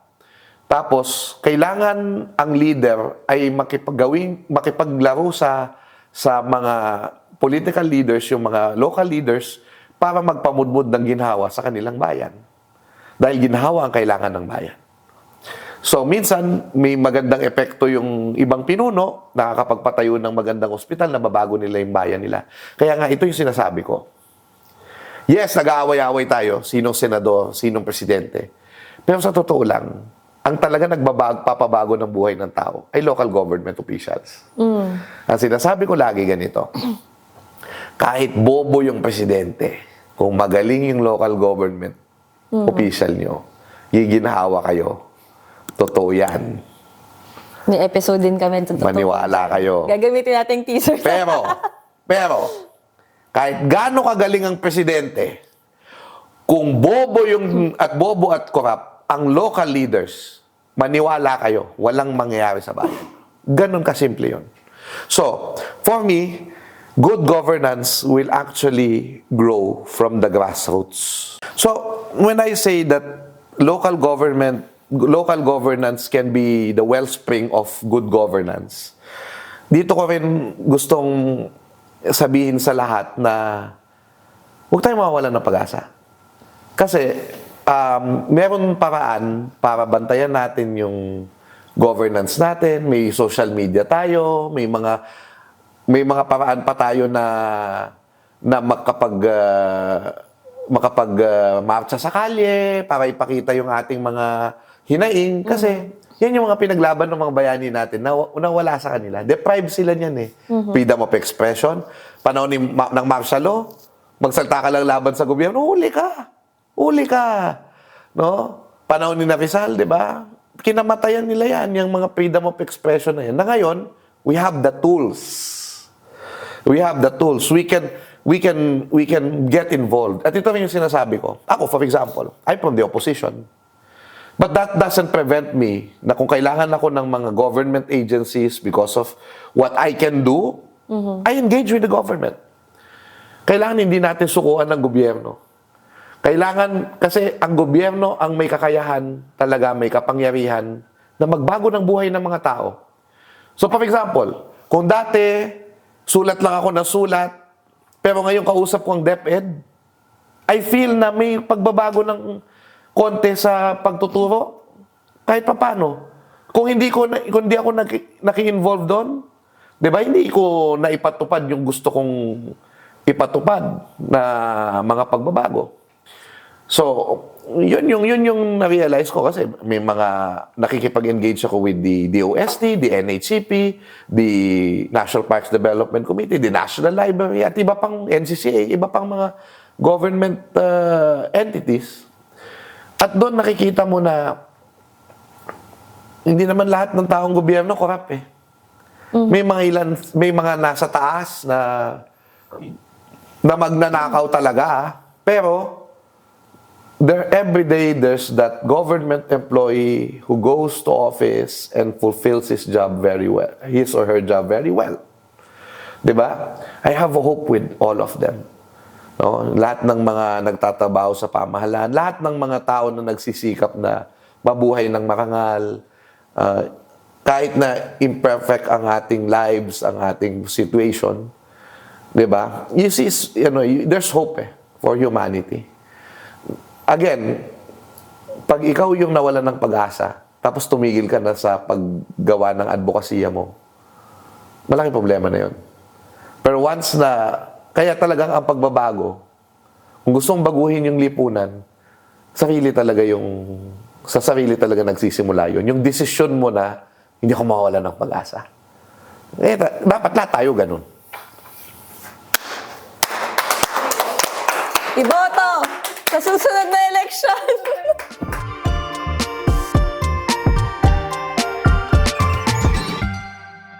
Grabe, no? Parang bitin pa rin yung discussion natin.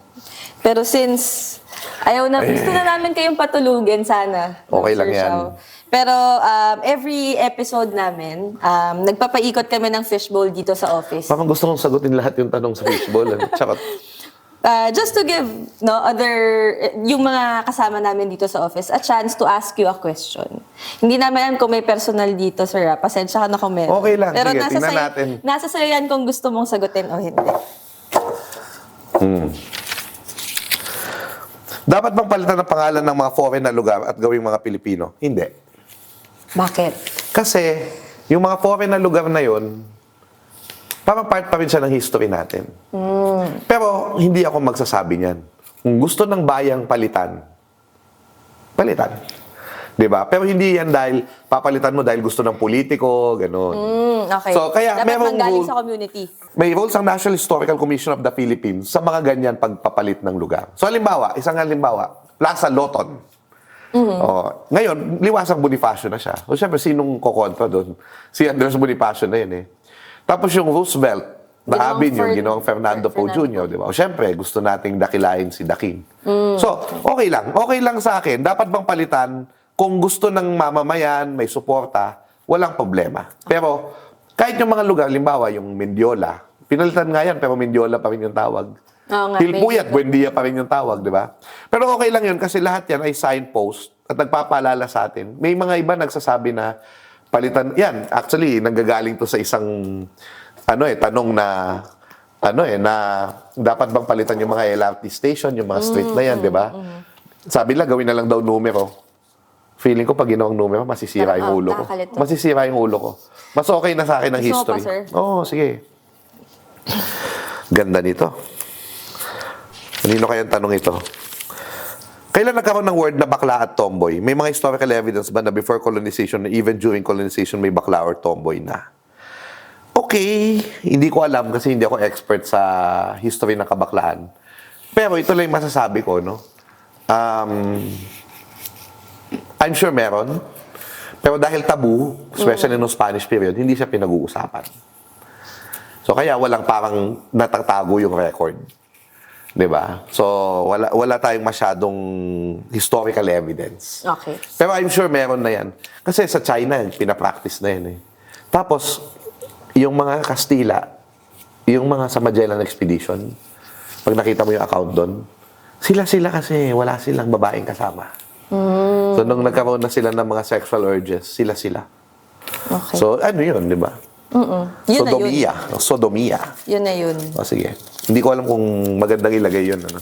Wala kasing kwenta. Ito na lang. Sa 21st century, alin sa mga pangyayari natin dapat nasa historical books. 21st century, which is this century. Ito yun. Starting the year 2000. 2000. Ano ang dapat nasa kasaysayan? Una, kailangan tingnan mo yung history. Political lang ba yan o yung changes sa buhay? Halimbawa, yung social media revolution. Isang event yan na kailangan nasa history books. Hindi pwedeng presidente lang. Di ba? So, may mga political changes. Pero yun, halimbawa, yung social media revolution, hindi pwedeng wala sa history books yan. Alam mo yung era ng pagsisimula ng 21st century? Is the War on Terror, the 9/11 era. Natapos yung 9/11 era sa mundo nung nagkaroon ng COVID era.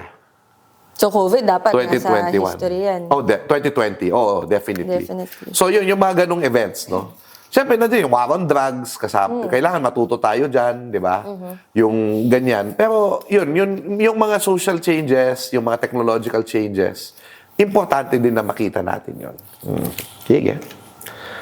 Next. Wow. Nakakatuwa to ah. Uy. Kung may pagkakataon kang bumalik sa nakaraan at personal na maging witness sa isang part ng kasaysayan, anong panahon ang gusto mong puntahan at bakit? Ganda yun. Maganda ito ah. Pero nakakatakot pumunta sa mga panahon ng colonizer kasi baka mahuli ako eh. Kaya para safe, baka doon na lang ako sa panahon ng kaninuno natin. Nung may datu system. May datu system. Hindi, pero interesting to, ano? Given na hindi ka mahuli, invisible, parang fly on the wall ka lang. Fly on the wall. Hindi kasi, ang lagi kong sagot talaga dyan, gusto kong makausap si Rizal at saka si Bonifacio. So, Philippine Revolution siguro. Naswertehan ko kasi na nitong nabubuhay ako, nakausap ko yung mga ilan sa mga mga naging key players sa kasaysayan natin. Si Joseph Estrada, nagka-encounter ako sa kanya. Si President Cory Aquino, si Fidel B. Ramos, si Duterte nakamayan ko. Tapos, nung nakamayan ko siya, ito totoo to ha. Nakamayan ko si Duterte, tapos yung kamay niya, ang pinakamalambot na kamay na nahawakan ko. Not even any of my girlfriends ang singlambot ng kamay ni Rodrigo Duterte. So sabi ko, ano kayang yung ba lotion yung niya? kamay na bakal na ipinatupad sa Pilipino pero ang lambot? Nakakatuwa. So yun. Kaya sinasabi nila, bakit daw nakikipag-picture ako sa mga politiko? Parang, di ba historian ka? Actually, I want to meet people that I write about. Kasi iba yung experience. Kasi pag sinulat ko sila, parang, at na-meet ko sila, parang mas naiintindihan ko yung mga motivations, yung So, mga bakit ganun. naman hindi? Hindi kasi yung iba nagka-cancel dahil dyan. Bakit? Kahit naman na-meet ko sila, hindi naman na-meet ko si Imelda, naka-apekto ba sa sinulat ko yung pag-meet ko sa kanya? Exactly. But I have to be nice. Ibig sabihin, tao kang hinarap, bakit mo naman babastusin, di ba? Respeto lang. Pero sa kasaysayan, ibang usapan yun. Isusulat talaga kita. I mean, supporter ako ng mga Aquino, pero para sa akin, hindi naman perfect din yung Aquino. Pero dahil na-meet ko sila, may understanding ako ng motivations, ng experience nila. Ganon lang naman yun. Contextualization. With TikTok style history becoming popular, is it helping historical awareness or weakening serious understanding? It's actually a problem of public history. Kasi there's a perception na, tulad ako, alam nyo, hindi naman lahat na, kayong mga hindi historiador, natutuwa kayo sa akin. Pero maraming hindi natutuwa sa akin kasi parang hindi naman siya scholar, which is not true. I am a scholar, meron akong journal articles, pero hindi yun, doctor. pero ibig ko sabihin, but yeah, pero ang point kasi doon, yung work kasi ng public history, akala nila dumbing down. Although, meron kasing ganun din, meron talagang nag-dumb down. Okay? Name drop. Ay, hindi pwede. Respeto na lang natin sila. Pero may nag-dumb down talaga. And in many ways, trivialized yung kasaysayan. Pag dinadala sa tao, kasi parang hindi nila ito maiintindihan kung lalaliman natin. Ako naman, ang tingin ko, yung dinala ko sa table, may konting information, simplification of concepts, pero ako naniniwala ako, try my best every time. May laging, ano ngayon? Yun ang tanong eh. I always end with answering, ano ngayon kung nalaman ko to? Kasi nandun yung saysay. So nagsasaysay ako, I really try my best. So, in fairness naman sa akin, feeling ko, medyo angat naman ako ng kaunti dun sa, parang in a way, dun sa public history, kahit na minamaliit yung public history. So, yung TikTok, it's a double-edged sword, of course. Pwede mong sabihin na, kasi yung TikTok ang pinaka-epektibo dahil ang Gen Z nandyan eh. Ang Gen Z nandyan. So, kapag ginamit mo sa mali, edi mali yung makukuha nila. So, ang bilis na i-disseminate ang tamang kasaysayan, ang bilis ding i-disseminate ng maling kasaysayan. So, double-edged sword siya for me. We need to use the platform wisely. Yes. Ang saya naman ito. Ano natin? Dami nga tanong. Oo nga eh. May value ba na palitan o ibalik ang colonial names ng mga lugar at gamitin ang mas katutubong pangalan? Ano kaya ang epekto dito sa paraan ng pagtingin natin sa kasaysayan? Ako naman, nativist ito eh. Hindi ako nativist. Ibig sabihin, yung pagka-nativist ka, anong kulturang Pilipino? Magbahay kubo na lang tayo ulit. Kaya ba natin? O kung sa pangalan lang, di ba? O magbahay kubo tayo ulit. Gusto nyo? Whatever it is that we have now, is Philippine history and is Philippine culture. You just have to contextualize. Hindi man kailangan ibalik. So, naniniwala ako na mas tamang ituro ng maayos ang kasaysayan kaysa palitan yung mga pangalan na yan. Dahil nakakalito lang yan. Ang dami na nating nakasanayan na pangalan. Yun na lang, di ba? Unless gusto nga ng taong palitan. May bahagi bang Philippine history na parang hindi na ganun ka-relevant pero hanggang ngayon itinuturo pa rin? Ako lang ba? O dapat ba tanggalin na yung kailangan pa rin talaga kabisaduhin ng mga girlfriend ni Rizal? Okay, number 1. Rizal course, ito. Tinutukoy nito. Under law, kailangan siyang ituro. Ngayon, kung buhay ni Rizal yan, di kailangan talaga pag-usapan yung girlfriend ni Rizal. Pero hindi dapat yun yung focus. Hindi dapat pinapamemorya kung sinong babae. Pero sa ibang history books, sir, may talagang nakalista dun yung bawat. Walang problema doon. Huwag mong ipamemorya. At huwag mong sabihin yun yung pinakamahalaga. Ngayon, pag-usapan nyo, okay, no limit tangerine. Etong kwento, nagre-reflect ba yun sa kasaysayan sa nangyayari ngayon? Alin dyan ang nangyayari pa rin ngayon sa atin, kahit iba na yung mga characters? Di ba mas ganun dapat yung pagtuturo? Anong sinabi ni Rizal sa kanyang mga sinulat na hanggang ngayon pwede natin i-apply? Alin ang hindi na? Alin mga pagtingin ni Rizal noon ang outdated na? Alin ang pwede pa? So, ibig sabihin, mas ganun dapat yung ina-analyze, hindi yung minimemorya kung saan umihi si Rizal, di ba? Saan pumaling yung trouser niya, di ba? interesting to know, huwag mo ipamemorya. Gusto mo ikwento yan para nakaganon yung mga estudyante mo sa'yo? Sure. Pero, huwag mong ipamemorya. Ayoko talaga yung memorization. Sa totoo lang. Kasi, a happy learner learns faster. Tama. So, magkwentuhan kayo. Mag-discussion kayo. Oh, malapit na maubos to, Para tayo nagfa-fast talk, no? With Boy Abunda. By the way, trained ako ni Boy Abunda kasi, hindi man train, pero I was part of the bottom line with Boy Abunda. Ay, tama. Ba't nga wala ng bottom line? Ay, pandemic. Oo nga. Among the colonizers, sino ang may malaking influence sa Filipino culture? Wow, beautiful question. Okay, magandang tanong. Sa kultura natin, well, una sa lahat, syempre si Miguel Lopez de Legazpi. Kasi siya yung successful na sa atin, nakapanakop sa atin. The other one would be William Howard Taft. Talaga? Si William Howard Taft, ayon kay Rene Escalante sa kanyang librong The Bearer of Pax Americana, yung mga reforms, halimbawa sa sanitation, yung to modernize the Philippines, ay siya yung nagpatupad. So, in that sense, may positive impact si William Howard Taft sa atin. So, yan. Sa mga colonizers, yan dalawang yan. Miguel Lopez de Legazpi, William Howard Taft.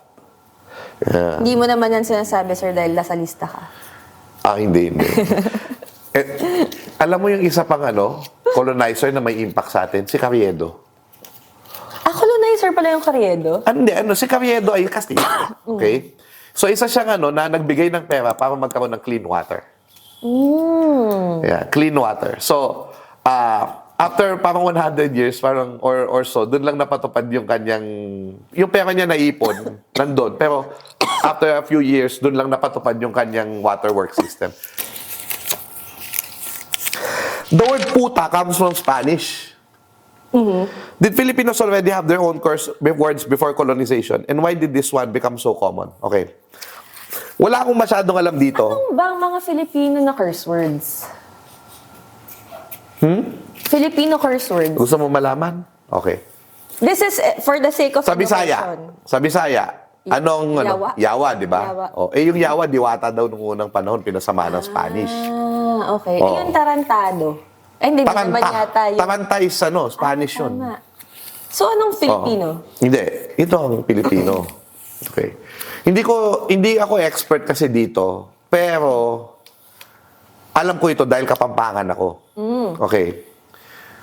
Sabi doon sa account ni Gaspar de San Agustin, noong daw yung young Macabebe warrior, hinamon yung Spanish. Ang sabi niya, tamaan ako ng kidlat at mabuwal ako at sa harapan ng mga kababaihan. Kung sa isang saglit lang ay maging kaibigan ko ang mga Espanyol. So, sa Kapampangan, ang murang tamaan ng kidlat, ipaning alti. Paning alti. Ipaning alti. Tamaan ka ng kidlat. So, pag yun yung cuss word yun. Tamaan ka ng lintik. Yun, sa Tagalog, lintik. Okay. Ibig sabihin, tamaan ka ng kidlat. So, yun ang mura nun. Ngayon, yun, Spanish na yun. Hijo de puta. So, yung puta, bakit nga ba siya nag-stick? Hindi kasi prostitution. So, ngayon, kahit na hindi mo naman gustong bastusin ng kababaihan, yun na yung mura na putya, di ba? Ganon. So, yun yung doon. I-blip nyo na lang, Yeah, so, yun. Yun na. Kasi Last alam mo question kung ko bakit lang. nag-stick yung yung PI? Kasi yung pinakamasakit yung yun mo yung nanay mo. Oo. Yun talaga yan. Sa English din naman, pag MF. Pero walang impact kasi True. Iba pa rin sa atin yung- sa Pilipino yung MF parang Pag galit ka talaga, Like Tagalog F, ganun. talaga yung ano mo F. F. Parang frustrated ka lang. Pero pag Pero sinabi, PIP. di ba? Sa nagsimula ang superstitious belief. Okay. Interesting. Okay, to end our discussion, 'di ba? Pag sinabi mong superstition kasi is actually very very relative. Kasi superstition, what is your perspective? Bakit superstitious yan? At yung ginagawa mo as an act of faith, hindi. So, again, it's a matter of perspective. So, saan nagmula yung superstition? Hindi mo pwedeng sabihin na, pwede mo sabihin dyan, may belief systems na yung mga ninuno natin noon. Superstition ba yun? Yun, nagsimula sa mga ninuno natin. Yung mga, so pwedeng sabihin mo yung superstition, yun yung mga pamahiin na, halimbawa, kapag ka naghulog ka ng barya sa, di ba? Anong tawag doon? Yung kapag ka kumain ka ng bilog na putas, maglagay ka ng bilog na putas sa bagong taon. New Yan, Year. superstition yon. Pwede gano'n na may Chinese superstition nakuha natin, di ba? Pero, yun nga nag-alay ka sa isang Diyos na hindi mo nakikita. You can say that that's a superstition, but it's also an act of faith. So, very relative talaga yung question na yun. Kasi any act of faith, if you don't believe in it, you can call it superstition. Paano yung pag nawawala ka raw, baliktarin mo yung damit mo? Yung mga ganyan. Hindi, ganito kasi yan Siyempre, may mga bagay na hindi ka ma-explain. Kaya gumagawa ka ng explanation. So yun, siguro there was a time na merong nawala, tapos parang, magpalit nga ako. Mantot na ako, ganyan. Kaso pinaliktad niya lang yung damit niya. Okay, para hindi mahalata, ganyan. Tapos, nahanap niya yung daan niya. So, ika-connect mo na siya nun. Yun yung doon. Pero may mga ganyan na, may mga pamahiin nga na, ang nangyayari kasi minsan, natututuhan natin from other countries, na adapt natin. Tama. Pero, it can also be a form of social control.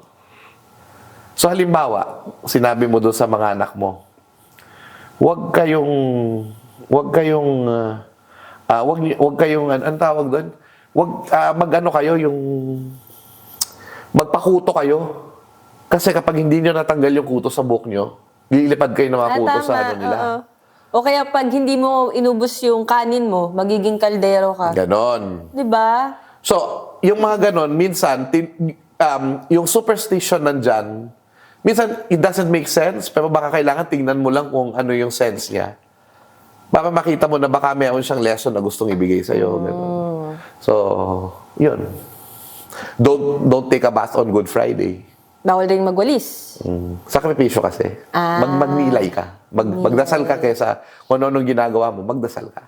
Parang ganun siguro yung... Dapat di ka nagbuburakay Mag-sacrifice sa Good Friday. Mag-sacrifice ka, yung hindi paliligo is a form of sacrifice.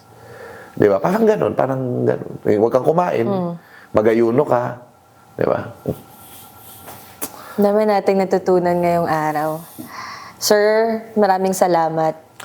Marami pong salamat. So, ulitin. Sana po wala ho akong ibinulid at dinala sa impyerno ngayong araw na ito. Salamat po. Sa mga gusto pa lang mag-reach out sa inyo, sir, where can they find you? Ay, okay po. No?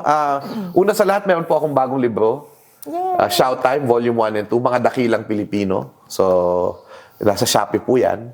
Tapos, pwede rin po na ma-reach nyo ako through Facebook, Shout Chua, verified account. Follow my YouTube channel, my Instagram, my Twitter. Tapos, follow na rin The Filipino Story Studio sa YouTube at sa Instagram at sa Facebook. So, yun po. You can reach me there. So, yun siguro, baka mag-iwan na lang ako ng parang final message ko po sa inyong lahat.